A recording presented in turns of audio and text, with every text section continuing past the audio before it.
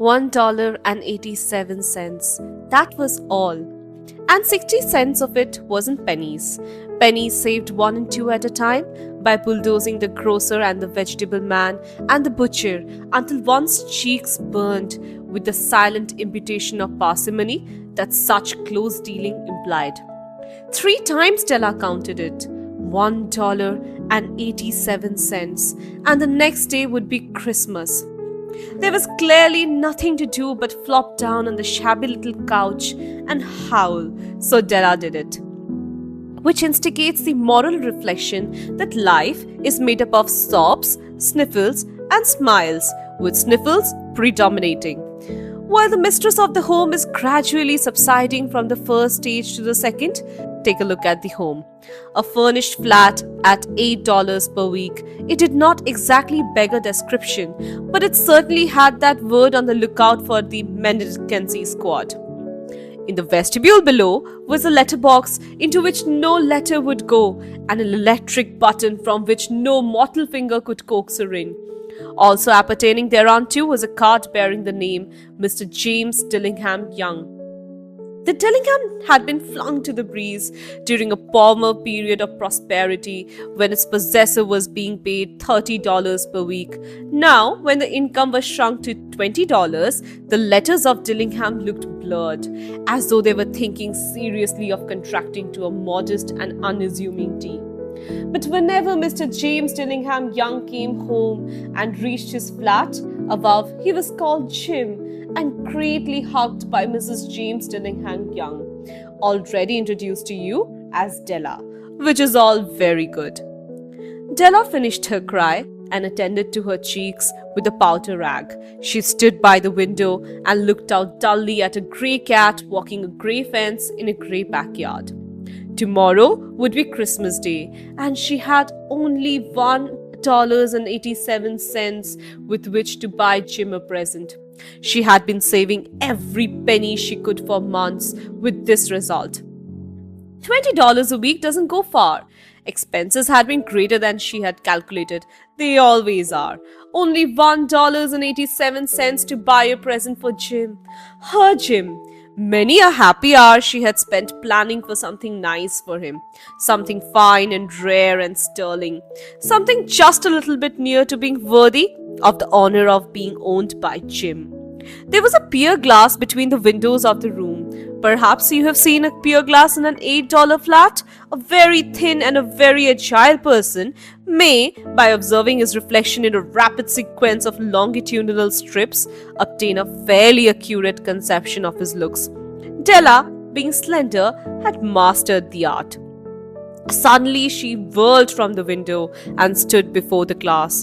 Her eyes were shining brilliantly, but her face had lost its color within 20 seconds. Rapidly she pulled down her hair and let it fall to its full length. Now there were 2 possessions of the James Dillingham Youngs in which they took a mighty pride. One was Jim's gold watch that had been his father's and his grandfather's. The other was Della's hair. Had the Queen of Sheba lived in the flat across the air shaft, Della would have let her hair hang out the window someday to dry just to depreciate Her Majesty's jewels and gifts. Had King Solomon been the janitor with all his treasures piled up in the basement, Jim would have pulled out his watch every time he passed just to see him pluck at his beard from envy. Now, Della's beautiful hair fell about her, rippling and shining like a cascade of brown waters.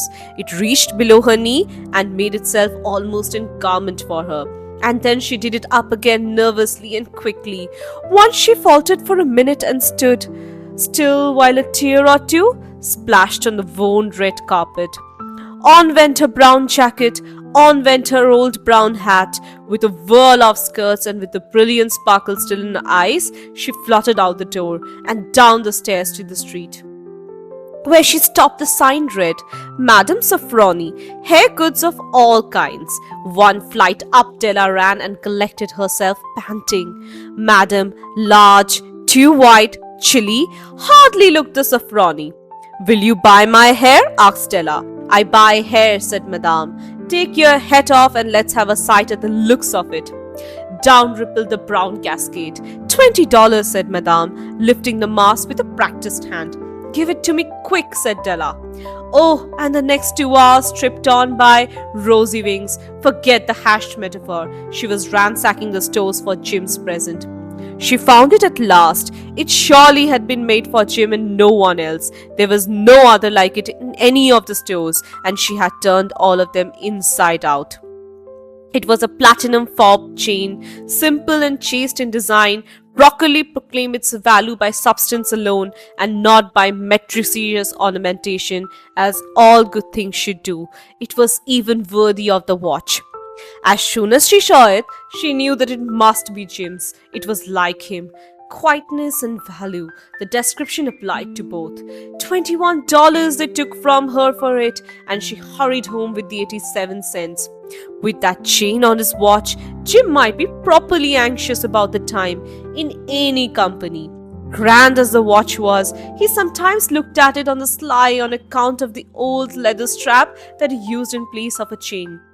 When Della reached home, her intoxication gave way a little to prudence and reason. She got out her curling irons and lighted the gas, and went to work repairing the ravages made by generosity added to love. Which was always a tremendous task, dear friends, a mammoth task. Within 40 minutes, her head was covered with tiny close-lying curls that made her look wonderfully like a truant schoolboy. She looked at her reflection in the mirror long, carefully, and critically. If Jim doesn't kill me, she said to herself before he takes a second look at me, he'll say I look like a Coney Island chorus girl. But what could I do? Oh, what could I do with $1.87? At 7 o'clock, the coffee was made and the frying pan was on the back of the stove, hot and ready to cook the chops. Jim was never late. Della doubled the fob chain in her hand and sat on the corner of the table near the door that he always entered. Then she heard a step on the stairway down on the first flight, and she turned white. For just a moment. She had a habit for saying little silent prayers about the simplest everyday things, and now she whispered, "Please God, making think I'm still pretty." The door opened and Jim stepped in and closed it. He looked thin and very serious. Poor fellow, he was only 22, and to be burdened with a family, he needed a new overcoat and he was without gloves. Jim stopped inside the door, as immovable as a setter at the scent of quail. His eyes were fixed upon Della, and there was an expression in them that she could not read, and it terrified her. It was not anger, not surprise, not disapproval, nor horror, any of the sentiments that she had been prepared for. He simply stared at her fixedly with that peculiar expression on his face. Della wriggled off the table and went for him. "Jim, darling," she cried, "don't look at me that way. I had my hair cut off and sold it because I couldn't have lived through Christmas without giving you a present. It'll grow out again, you won't mind, will you? I just had to do it. My hair grows awfully fast. Say Merry Christmas, Jim, and let's be happy. You don't know what a beautiful, nice gift I've got for you." "You've cut off your hair?" asked Jim laboriously, as if he had not arrived at that patent fact even after the hardest mental labor. "Cut it off and sold it," said Della. "Don't you like me just as well anyhow? I'm me without my hair, ain't I?" Jim looked about the room curiously. "You say your hair is gone?" he said with an air almost of idiocy. "You needn't look for it," said Della. "It's sold, I tell you. Sold and gone too. It's Christmas Eve, boy. Be good to me, for it went for you. Maybe the hairs of my head were numbered," she went on with sudden serious sweetness, "but nobody could ever count my love for you. Shall I put the chops on, Jim?" Out of his trance, Jim seemed quickly to wake. He unfolded his Della. For 10 seconds, let us regard with discreet scrutiny some inconsequential object in the other direction. $8 a week or $1 million a year? What is the difference? A mathematician or a wit would give you the wrong answer. The Magi brought valuable gifts, but that was not among them. This dark assertion will be illuminated later on. Jim drew a package from his overcoat pocket and threw it upon the table. Don't make any mistake, Dell, he said, about me. I don't think there's anything the way of a haircut or a shave or a shampoo that could make me like my girl any less. But if you will unwrap that package, you may see why you had me going a while at first. White fingers and nimble tore at the string and paper, and then an ecstatic scream of joy, and then alas, a quick feminine change to hysterical tears and wails, necessitating the immediate employment of all the comforting powers of the lord of the flat. For there lay the set of combs, side and back, that Della had long worshipped in a Broadway window. Beautiful combs, pure tortoise shell with jeweled rims, just the shade to wear in the beautiful vanished hair. They were expensive combs, she knew, and her heart had simply craved and yearned over them without the least hope of possession. And now they were hers, but the traces that should have adorned the coveted adornments were gone. But she hugged them to her bosom, and at length she was able to look up with dim eyes and a smile and say, "My hair grows so fast, Jim." And then Della leaped up like a little singed cat and cried, "Oh, oh!" Jim had not yet seen his beautiful present. She held it out to him and eagerly up on her open palm. The dull, precious metal seemed to flash with a reflection of a bright and ardent spirit. "Isn't it a dandy, Jim? I hunted all over town to find it. You'll have to look at the time 100 times a day now. Give me your watch. I want to see how it looks on it." Instead of obeying, Jim tumbled down on the couch and put his hands under the back of his head and smiled. "Dell," said he, "let's put our Christmas presents away and keep him a while. They are too nice to use just as present.